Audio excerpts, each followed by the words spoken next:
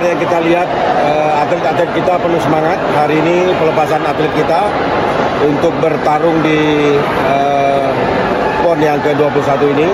Separuhnya kita tuan rumah, separuhnya Sumatera Utara sebagai tuan rumah.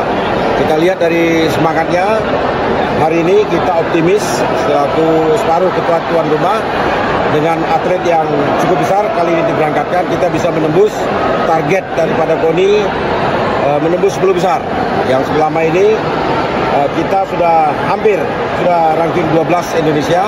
Mudah-mudahan pada pertarungan atau pada pekan PON kali ini kita bisa menembus 10 besar Indonesia. Ya, para atlet selamat berjuang. Doa harapan seluruh rakyat Aceh ada di pundak kalian. Tunjukkan kemampuanmu, tunjukkan semangatmu, tunjukkan sportivitasmu, raih prestasi setinggi-tingginya. Bikin bangga masyarakat Aceh, bikin bangga rakyat Aceh. Insya Allah kalian mampu. Sudah dianggarkan 300 juta.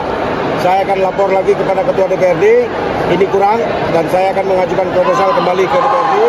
Mudah-mudahan, sebagaimana yang dikatakan tadi, kalau tembus 10 besar, kita tingkatkan lagi. Ya. Insya Allah, doakan.